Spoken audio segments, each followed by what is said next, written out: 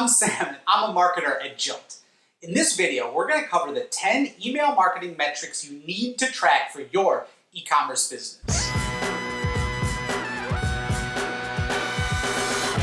Now, one of the best aspects of email marketing, and one of the important things that differentiates it from other types of marketing, is just how measurable it is. You can really zero in quickly and accurately on what is and isn't working for an individual message, a campaign, even your entire email strategy. But you need to know what to track and what those metrics will tell you. The 10 metrics we'll talk about today should give you a nice, well-rounded view of your email marketing and really help you understand, assess, and improve the efficacy of your emails. So let's get started. Open rate measures just what it sounds like it measures. How many people who received an email you sent them actually opened it? And obviously it's really important to have a good open rate, because if no one's opening your emails, then no one can buy things from those emails. The formula for open rate is emails opened divided by emails sent minus bounces. You'll want an open rate at least in the teens and preferably higher. So to improve your open rate, the first place you should focus is your inbox presence. That means your subject lines, your preview text, even the from field. Are they appealing, clear, and enticing to your customers?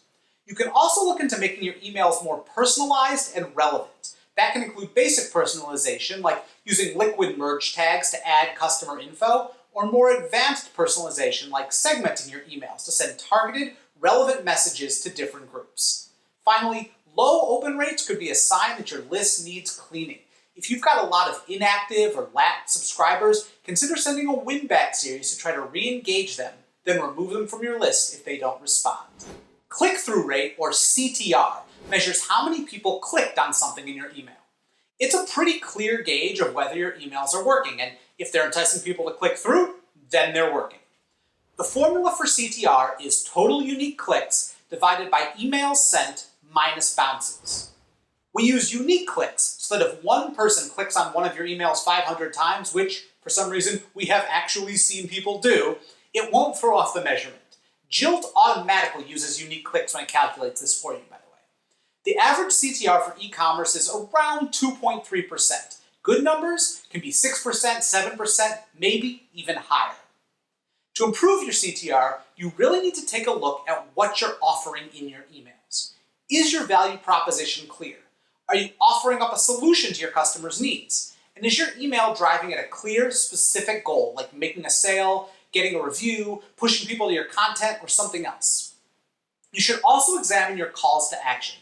Too many buttons can give people decision fatigue, which means they have a hard time choosing from all the options you're offering. You also need to make sure your CTA buttons really stand out visually within your email design, so your subscribers know exactly what action you want them to take. And finally, just like with open rates, personalization and segmentation help your CTR, because people are several times more likely to click on a relevant, targeted email than a more generic one. So make sure your emails are segmented and then tailor the content to each group of recipients. Click to open rate, or CTOR, basically combines the previous two stats. It tells you how many people opened your email and then clicked through to your site. So it's basically the click-through rate for everyone who read the email. The formula for CTOR is unique clicks divided by unique opens. The number you get from that is your ratio of clicks to opens. A good CTOR number is 20 to 30% for broadcasts and about 30 to 40% for automations. In other words, out of every 5 people who open one of your emails, 1 or 2 of them should go ahead and click through to your site. If you have a low CTOR, it probably means the content inside your email didn't close the deal or fulfill the promises you made in the subject line. So make sure your inbox presence and content are aligned and that you have very clear calls to action. Bounce rate measures the percentage of emails you sent that couldn't be delivered, so they bounced. There are 2 types of bounces. Hard bounces happen when an email is sent to an address that is invalid or has been completely deleted. Soft bounces are email addresses that still exist but had a problem, say like a full mailbox or some server issues. The formula for bounce rate is total bounced emails divided by total sent emails. Now the best bounce rate would be 0%, but that's probably unrealistic. The average for e-commerce is around 0.24% for hard bounces and 0.3% for soft bounces. Any number above 2% is a cause for concern. So if you do have a high bounce rate, it means you need to do some list maintenance. Set up win-back emails to go out to lapsed subscribers after a certain period of inactivity, whether that's 60 days, 90 days, whatever really feels right for your business. And if people don't re-engage, purge them. Hard bounces need to be purged immediately because they're really bad for your deliverability.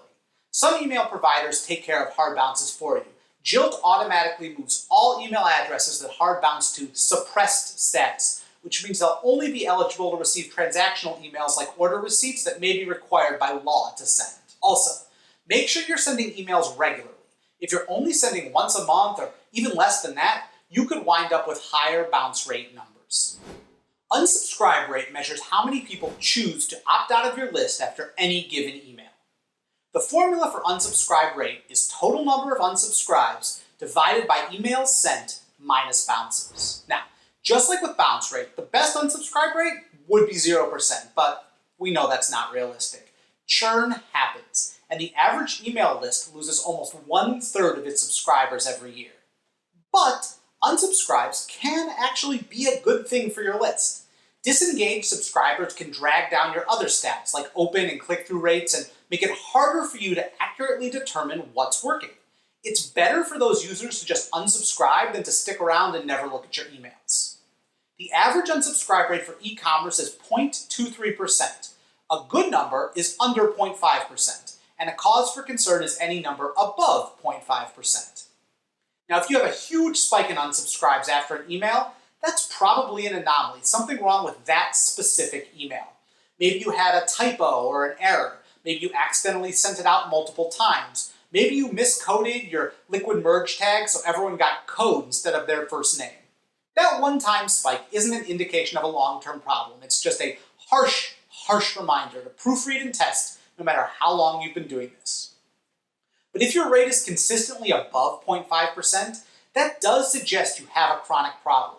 You may be sending the wrong frequency of emails, too often so your audience feels like you're bombarding them, or not often enough so they've actually forgotten who you are. Or you may not be delivering enough value in your emails. Are they really focused on what your customers want and need? Are your emails relevant, or are they just too generic? So every email client has that little mark as spam button, and it's bad news for email marketers. When someone clicks that, it sends a signal to their email provider that you're not sending valuable emails, which can be devastating to your sender reputation and to your deliverability. The formula for complaint rate is spam reports and complaints divided by emails sent minus bounces. Now in this case, a good rate is 0%, and that's what we want to aim for. The average for e-commerce is 0.02%, and a cause for concern is anything near or above 0.5%. The biggest reason why people would mark your emails as spam is, well, they are spam. It's why we never recommend buying an email list, and we always recommend having people opt in to receive your emails. It's worth noting that in many jurisdictions, it's illegal to email people who haven't opted in unless you have a legitimate business case, like you need to send them a receipt after a transaction in your store. Also, if someone opts out of marketing emails and you keep sending to them anyway, that is a great way to wind up with spam complaints. But that's not the only reason why people might mark your emails as spam. Maybe you just drastically upped your sending frequency instead of steadily, gradually ramping up, and your subscribers feel overwhelmed. Maybe your emails aren't instantly recognizable as you because you aren't using your name in the from field, or in your subject lines they're looking all spammy with a bunch of emojis and spam trigger words. Maybe you haven't emailed your list in a long time and people just forgot they subscribed. Or maybe your emails are getting marked as spam because your unsubscribe link isn't clear, it's obscured, it's light gray, whatever. So the easier option is just clicking the spam complaint button. List growth rate measures how fast your email list is growing. Now, I said earlier that the average list will lose almost 1/3 of its subscribers in a year. And you'll obviously want to replace all those lost subscribers and ideally add more on top of that. The formula here isn't email by email like all of the previous stats we've discussed. It's one that you should run monthly to monitor your trends. Find your growth rate by taking your number of new subscribers, subtracting your number of lost subscribers, and then dividing by total subscribers. A good number is anything positive because a negative growth rate means you're losing more people than you're gaining. Your rate of growth will really vary based on things like how aggressively you promote your list, How good are you at delivering value to your subscribers, and how mature is your list? And there are really two sides to improving your list growth rate: gaining more subscribers and losing fewer subscribers. To gain more subscribers, look at what you're doing on your site to build your list. Do you have sign-up forms in the right places? Pop-ups may not be the most beloved things ever created for the internet, but they do work. Are you giving customers a good incentive to sign up for your list, whether that's a discount, a lead magnet, you're running a contest, or doing something else? And are you using single opt-in, which we strongly believe is more than enough for e-commerce sites in most countries? Or are you making people jump through the unnecessary additional hoop of double opting in? If your problem is that you're losing too many subscribers, rewind back to earlier in this video when we talked about how to keep subscribers happy and keep your list healthy to lower your bounce rate, unsubscribe rate, and complaint rate. Those same lessons will apply here too. Let me say up front, marketing emails don't get shared that often. It's not a common user behavior. Plus, your call to action probably isn't around getting your email shared or forwarded, it's around trying to get someone to visit your site and buy something. But word-of-mouth advertising is a huge asset for any business. So when your customers forward your emails to their friends, that is a big win. The formula for calculating the forwarding rate is total clicks on a shared this email link divided by emails sent minus bounces. So the average sharing rate for e-commerce emails is 0.27%. A good number is above 0.65%, and an elite rate is getting close to 5%. Overall, stores see an average of about one forward for every 370 emails delivered. That's not much, but it really does add up if you're dealing with a large volume of emails sent. The first thing you can do to improve your forwarding rate is make sure you have a share with a friend link in your email. One study found emails with clear, visible calls to action for sharing were 13 times more likely to be shared. You can also improve your rate by making sure at least some of your emails have shareable content. The most forwarded emails are ones with event info, news or helpful content, exceptional deals and promotions, new products or services, seasonal products, and charity. And segmented emails are more shareable than unsegmented ones. That makes sense if you think about it. There's a good chance something that's relevant to one customer is relevant to at least one of their friends, whether it's they live in the same geographic area, they have the same hobbies, they work in the same industry, and so on. Conversion rate is a vital stat. It shows how many of your subscribers actually buy something because of one of your emails. And ultimately, that might be the biggest gauge of just how effective your email marketing is. The formula for conversion rate is the number of sales generated by an email divided by emails sent minus bounces. At Jilt, we calculate conversion rate using another stat called attributable revenue, which we determine by measuring revenue generated when someone clicks through an email and then buys anytime over the next few days. The overall average conversion rate for e-commerce marketing emails is between 1 and 3%, but it really differs by email type. General broadcasts usually see an average conversion rate around 1%. Winbacks and welcome emails are in the mid 2% range. Order follow-ups and cart abandonment emails are around 5%. There are a lot of different factors that can contribute to a lower conversion rate. First, are your open rates, click-through rates, and click-to-open rates good? If not, that could explain your low conversions. People just aren't really that into your emails. Work on improving those numbers with the techniques we talked about earlier. But if those numbers are good, maybe there's a problem with your site itself. Do the offers match what you're promising in your email? Is your site well designed? Does it load quickly? Does it appear trustworthy?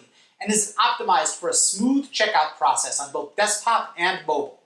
Are you hitting people with lots of unexpected charges during checkout, like high shipping rates or other fees? And finally, one good way to boost your conversion rate is to send the types of emails that are most likely to convert, and that means automations. With Jilt, you can set up high-converting automations like cart abandonment emails, welcome series, replenishment reminders, winbacks, and more in just a matter of clicks. Email marketing is not free. There's the cost of your time and opportunity cost of doing this type of marketing instead of another type. And there's also the cost of sending emails through your email marketing platform. There's advertising costs from building your list, and there's the cost of the other apps you're using for things like forms and landing pages. So you really need to know if the money you're investing is paying off, and that's where ROI, or return on investment, comes in. You can calculate your email marketing ROI with this formula. Revenue generated by email marketing minus money invested into email marketing divided by money invested into email marketing. There are two stats quoted everywhere on the internet about the ROI for email marketing: 3,800% to 4,400%. That means, on average, e-commerce stores will make $38 to $44 for every $1 spent. And those numbers are the reason why email marketing is the most popular form of online marketing. But remember, those are just averages. So about half of companies did worse. Some saw ROIs as low as $1 to $5 for every dollar spent. That said, the good news is that no company in either study lost money on email marketing, and a lot of companies even outperformed the numbers. ROI really pulls together everything we've learned about, so if your ROI is low, you'll need to investigate where you've sprung a leak. Do any of your metrics jump out as particularly bad? Low open rates, click-through rates, or conversion rates can all be directly connected to a low ROI. Another reason for a low ROI could mean you're overspending on email. Maybe you have a huge list, but it's full of inactive and lapsed subscribers. If you can purge them, it can bring your monthly costs down and bring your ROI up. You may also be paying for expensive apps and tools or design services and content creation that you don't really need. And finally, although it sure feels like I'm getting paid royalties to plug these over and over, better personalization and segmentation can help with your ROI. On average, companies say 58% of their email-driven revenue comes from relevant, targeted emails. So those are the 10 e-commerce email marketing metrics you need to track. And now that you know how to calculate them, here's something you may not have expected. You won't have to do that for most of them. Modern email marketing platforms, like Jilt, track most of these metrics automatically for you. And for the ones we don't, our great support team can help you get set up so you can take that deeper dive. Also, please take a moment to subscribe to our channel for more great videos on all things email marketing and e-commerce. Thanks!